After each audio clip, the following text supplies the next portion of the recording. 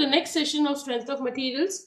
In this session, we are doing a derivation on strain energy due to the self-weight of a bar.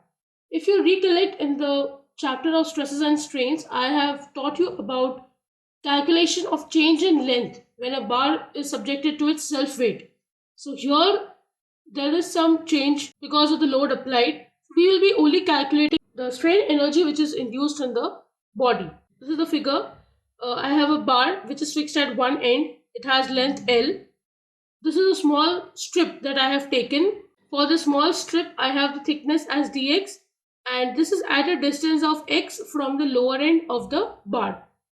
So it's given here, consider an element at a distance x from the lower end of the bar as shown in the figure alongside.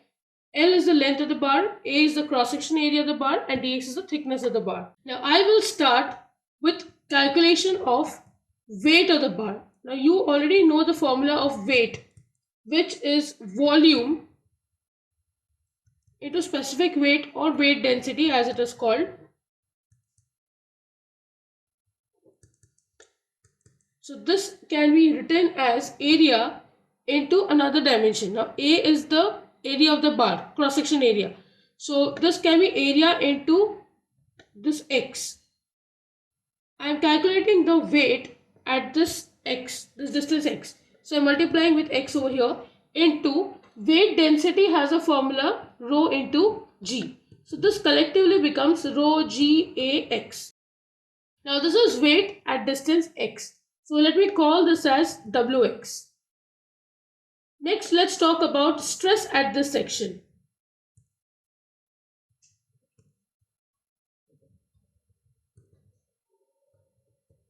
I can call it as sigma x. It will be wx upon a. So this becomes rho g a into x upon a. This area term gets cancelled. So what remains is rho g x. Next, let's talk about the deformation of this section. Let me label it as delta Lx. This will be sigma x into L upon E. Now here this L is not the entire length, so it will be only of this much portion. So what I'll do is I'll just change this to dx. So you know that this is the length which I have written. Now let me substitute sigma x from here. So I get rho g x into dx upon E. This is my delta L x.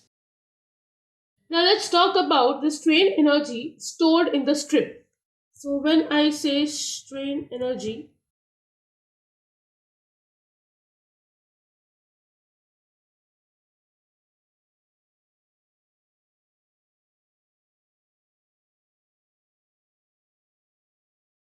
this dx is what I am focusing on. So let me call this as u at dx. It will have formula sigma square al upon 2e, which is the general formula of strain energy. Now here I will substitute sigma as sigma x, which is rho g x the whole square into a. The length will be dx upon 2e. Now this is u at this dx, but if I have to calculate the total strain energy of the body, u, that will be integration of this u dx, and the distance will be from 0 to L, the entire length of the body. So this will be integration 0 to L of this term, rho g x the whole square into a dx upon 2e. So here I have u is equal to, you can see rho g is something which I can take outside the integration sign. I have rho square, g square. Area also can be pulled outside integration, and this is 2e. So what remains in the integration is x square dx from 0 to L. So this will be now x cube upon 3 from 0 to L.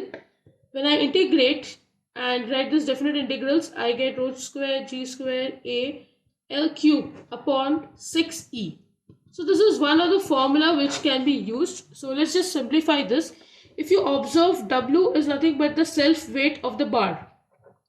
When I talk about the bar, I had written rho g a x up to the height x. When I talk about the entire body, I'll write L. So this is W for the entire bar. So when I substitute here, you can observe U is equal to, here I have rho G A L. So one term can be removed as W, and if I have to write for rho square G square L square, and let me take this as A square. So this will be W square.